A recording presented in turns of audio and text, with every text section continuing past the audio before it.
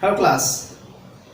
Today I am going to teach you topic 5th and part 1 unit topic 5th and first topic is monetary policy and this target and instrument.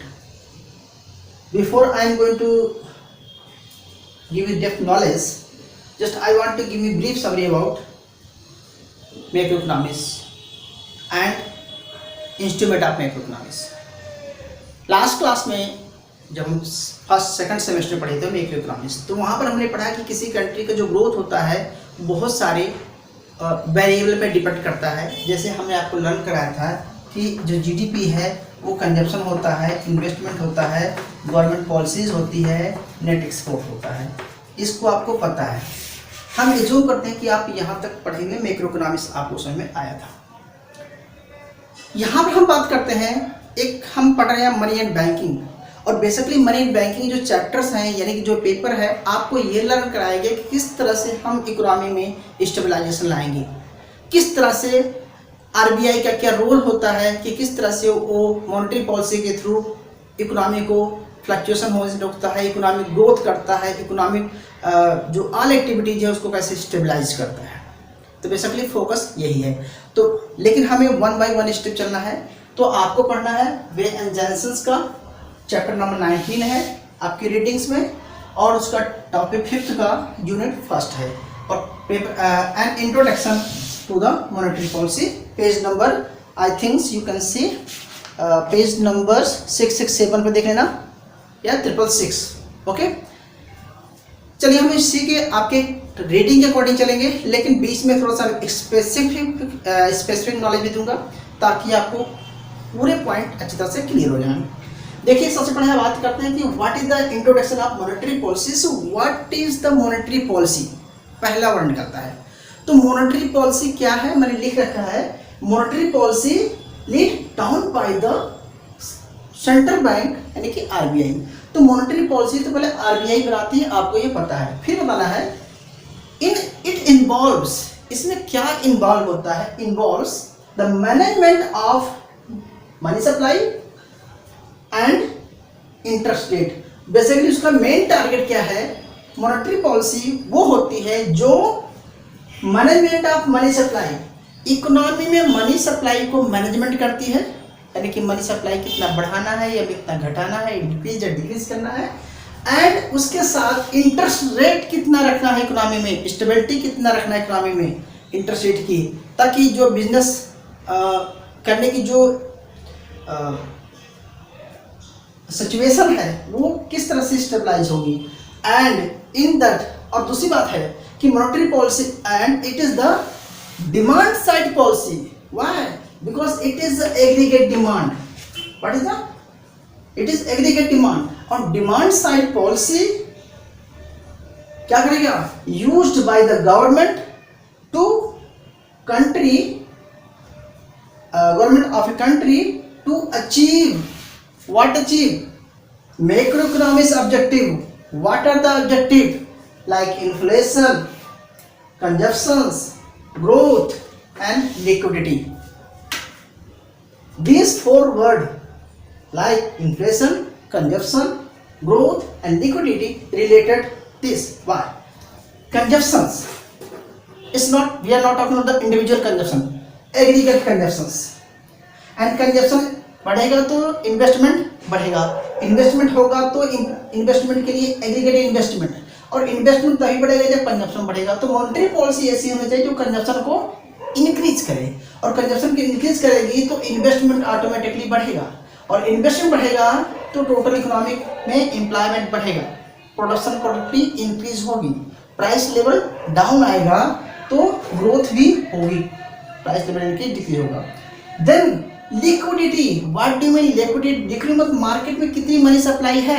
हम पढ़े थे आपको MB बराबर PT पढ़ाते थे आपको कि if money supply increase 2 time जो price increase 2 time value half, ठीक है। तो आपने उसको भी थ्योरी पढ़ा हुआ था, यानी कि लिक्विडिटी की बात करता है कि मार्केट में कितनी लिक्विडिटी रहेगी मनी की। एंड इन्फ्लेशन, इन्फ्लेशन अप होगी यानी कि रिसेशन ना आने पाए या इन्फ्लेशन ना आने पाए, तो इन्फ्लेशनरी सिचुएशन की बात करता है। तो जो भी इंडिकेटर है हमारा टारगेट क्या है, इन सबको स्टेबलाइज करना, और इसको स्टेबलाइज करने के लिए जो गवर्नमेंट पॉलिसी बनाती है उसे बोलते हैं मॉनेटरी पॉलिसीज। सो अब आप डिफाइन करें कि what are the monetary policy.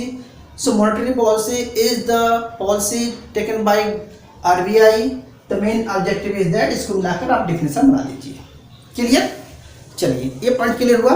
अब मैं आपको पढ़ाता हूँ कि इसका जो इंडिविजुअल टारगेट्स हैं हमें पढ़ना है। यहाँ पर देखिए आपकी रीडिंग में ओनली 4 टारगेट है, बट मैं थोड़ा सा एक्सटेंड करके बताऊंगा ताकि आपको समझ में आ जाए। तो चलिए नेक्स्ट पॉइंट पढ़ते हैं, मॉनेटरी पॉलिसी। प्लीज नोट करते जाना सबके साथ। अब हम पढ़ रहे हैं गोल्स और टारगेट्स ऑफ मॉनेटरी पॉलिसी। सो पहले मैं 1 बाय 1 आपको एक्सप्लेन कर लेता हूँ। देखिए हमने पहले भी आपको बताया कि जो Y है, C है, प्लस I है, प्लस G है, प्लस नेट एक्सपोर्ट है, इसको हम एग्रीगेट डिमांड बोलते हैं। इसी को हम एग्रीगेट एक्सपेंडिचर भी बोलते थे, ठीक है।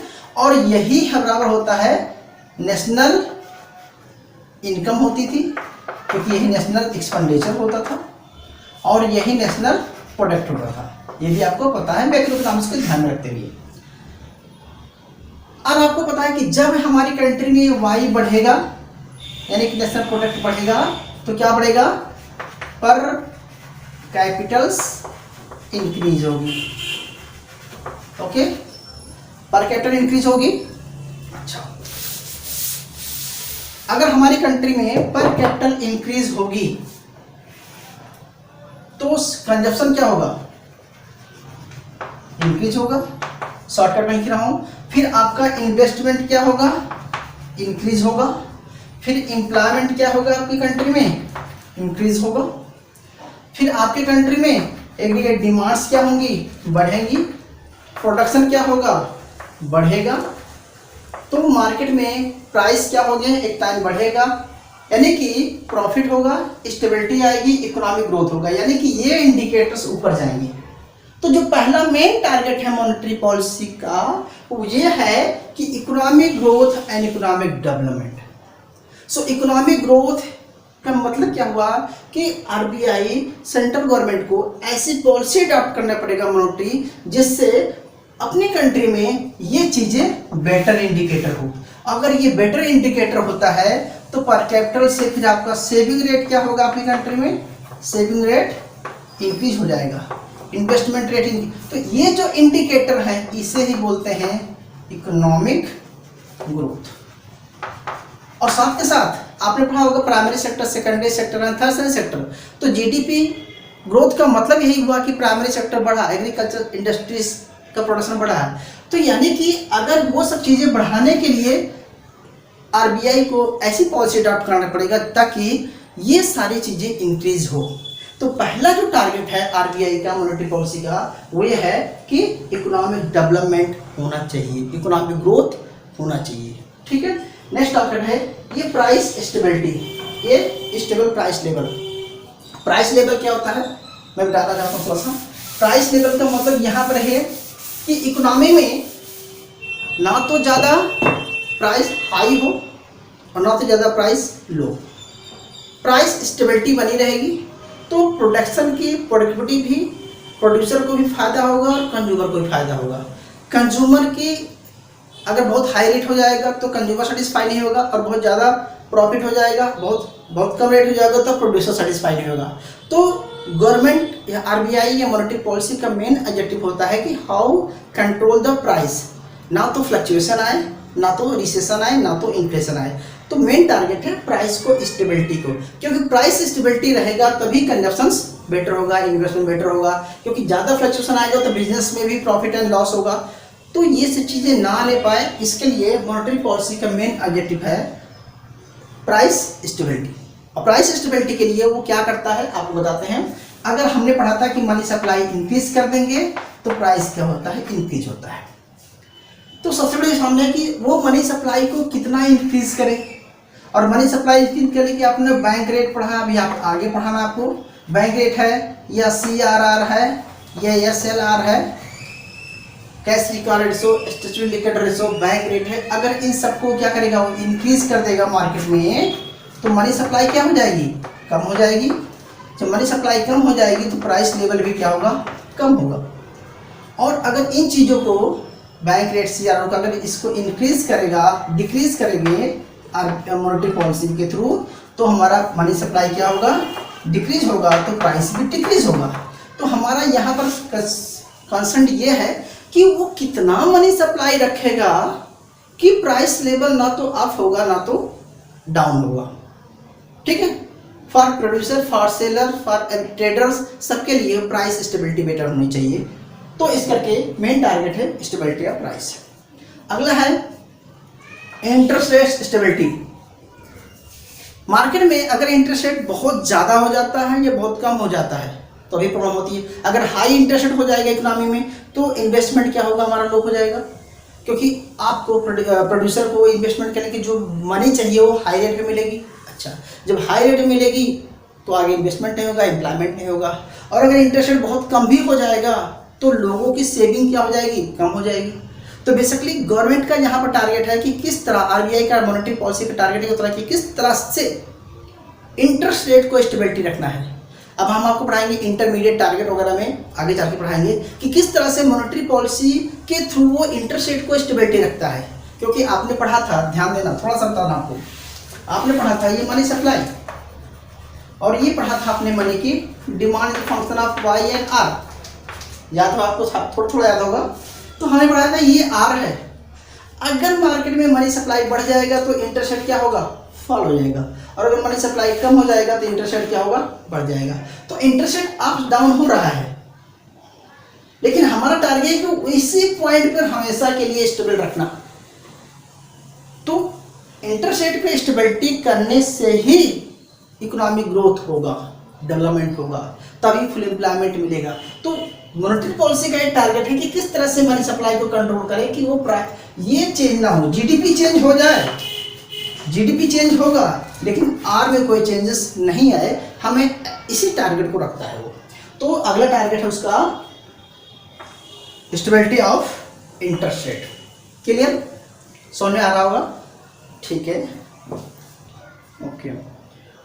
चलते हैं, अगला है बेटा जी stabilization of business cycles. Stabilization of business cycles का मतलब क्या हुआ, या आपके बुक्स में है, हाँ, यस, बिजनेस साइकिल्स आपको ये दिखाता है कि इकोनॉमी में बड़ा फ्लक्चुएशन होता है। जैसे मैं आपको बताता हूँ, आपने थोड़ा सा पढ़ा होगा बिजनेस साइकिल, मैक्रो इकोनॉमी से स्टार्टिंग में आपको पढ़ाए थे कि ये हमारा एक्चुअल GDP होता है, सॉरी पोटेंशियल GDP होता है, ये हमारा मान के लो एक्चुअल GDP होता है। ठीक है, थोड़ा सा इसको बढ़ाते हैं, इसको थोड़ा बढ़ाते हैं। तो यहाँ पर दिखाते हैं कि जब ज़्यादा हो जाता है इसे पीक बोलते हैं। क्या बोलते हैं इसे, पीक सिचुएशन बोलते हैं। ठीक है, पीक का मतलब यह हुआ कि Y = C + I + G + net export, यानी कि ये जो इंडिकेटर हैं ये बहुत हाई लेवल पे पहुंच गए हैं, यानी कि यहाँ पे एग्रीगेट डिमांड्स बहुत हाई हो गई है, प्राइस लेवल यहाँ पर बहुत हाई हो गया है, एम्प्लॉयमेंट लेवल यहाँ पे बहुत हाई हो गया है। यानी कि इस पॉइंट पे, पीक पॉइंट पे there is employment high, unemployment बहुत कम हो गई है, लोगों के पास पैसा बहुत आ गया है, बहुत डिमांड हो गई है, इकोनॉमी बहुत बूमिंग चल रही है। लेकिन ये सबके लिए बेटर नहीं है। क्यों? बिकॉज यहाँ पर ऐसे बढ़ता जाएगा तो क्या है, ये प्रोडक्शन इतना हो रहा है, यानी कि यहाँ पर demand, aggregate demand is greater than aggregate supply है। इट मीन्स इस सिचुएशन पे मार्केट में इन्फ्लेशन है, और गवर्नमेंट अब इस इन्फ्लेशन कंट्रोल करने के लिए यानी कि थ्रू मॉनेटरी पॉलिसी क्या करेगा, मनी सप्लाई को कम करेगा, और जैसे मनी सप्लाई कम करेगा ये नीचे आएगा। हमारा टारगेट यहाँ तक रखना है, लेकिन क्या करता है, फिर ये रिसेशन आ जाता है, तो ये रिसेशन बोलते हैं इसको, और यहाँ पर डिप्रेशन बोलते हैं, जब इकोनॉमी बहुत डिप्रेस हो जाती है। तो यहाँ पर सिचुएशन उल्टा हो जाता है, यहाँ पर एग्रीगेट डिमांड कम हो जाएगा, सप्लाई कम हो जाएगी, बहुत ज़्यादा बढ़ जाएगी यहाँ पर। ठीक है, aggregate supply greater than aggregate demand हो जाएगी, यहाँ पर अनएम्प्लॉयमेंट बहुत ज़्यादा बढ़ जाएगा। तो सिचुएशन है कि मॉनेटरी पॉलिसी का टारगेट क्या है, मॉनेटरी पॉलिसी है कि इस फ्लक्चुएशन को रोकना है। ठीक है, उसे इसे कंट्रोल करना है। अगर इन्फ्लेशन है तो क्या करेगा, मनी सप्लाई को मनी सप्लाई को कम करेगा। जो कम करने का मतलब है कि CRR, SLR, open market operation, इन सब के थ्रू क्या करेगा, वो मनी सप्लाई को कम कर देगा।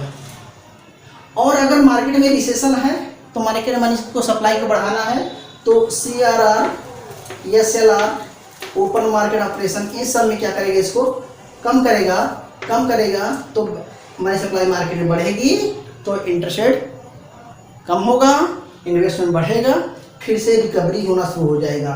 तो कहने का मतलब है कि जब इन्फ्लेशनरी सिचुएशन आती है तो ऑल एक्टिविटीज बूम कर जाती है, जब रिसेशनरी सिचुएशन आती है तो ऑल एक्टिविटीज डाउन हो जाती है। इस केस में मॉनेटरी पॉलिसी का रोल ये होता है कि किस तरह से वो इन्फ्लेशन को कंट्रोल करे और किस तरह से वो रिसेशन को कंट्रोल करे। और इन्फ्लेशन और रिसेशन के बीच का जो ये आता जाता है फ्लक्चुएशन, रिकवरी एंड गैप, इसे बोलते हैं फ्लक्चुएशन बिजनेस साइकिल।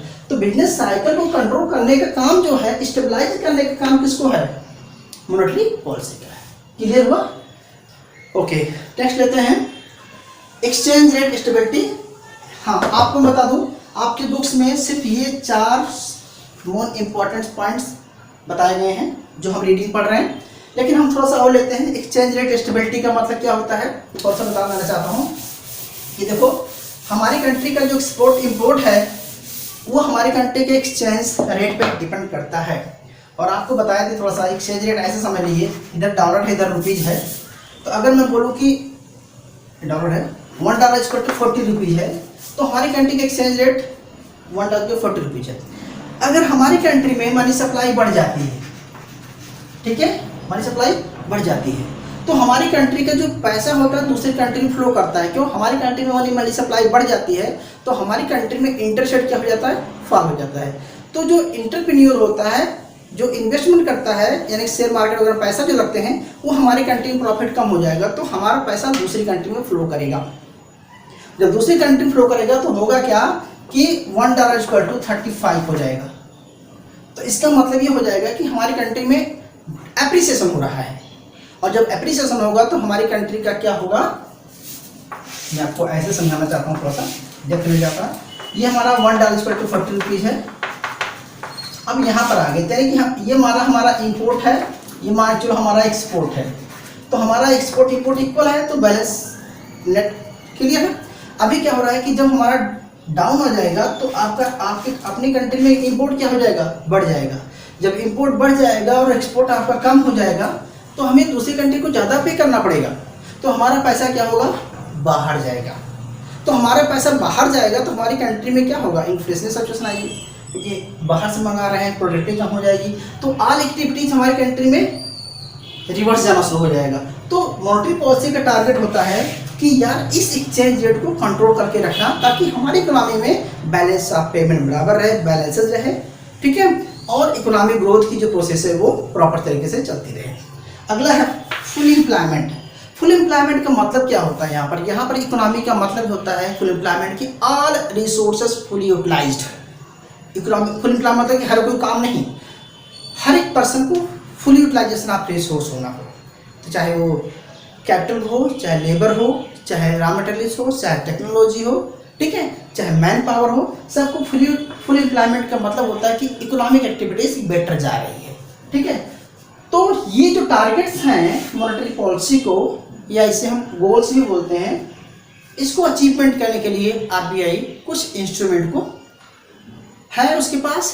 वो इंस्ट्रूमेंट कौन है, bank rate, CRR, SLR, open market operation, ये सारे इंस्ट्रूमेंट होते हैं। तो मेन जो मॉनेटरी पॉलिसी है क्या, और what is the role of monetary policy, what is the function of monetary policy, या what is the target of monetary policy, what is the importance of monetary policy, कुछ ही पूछा जाता है तो आपको आंसर्स यही लिखने हैं, ठीक है। उम्मीद करता हूँ ये टॉपिक आपको समझ में आ गया होगा, ठीक है। तो आपको मिलते हैं नेक्स्ट लेक्चर में और आपको वहाँ पढ़ाएंगे इंस्ट्रूमेंट ऑफ मॉनेटरी पॉलिसी, ठीक है। प्लीज़ नोट डाउन, अगर कोई डाउट हो तो please message and comment box में कमेंट जरूर कर देना, then I reply your message. Thank you, please note down.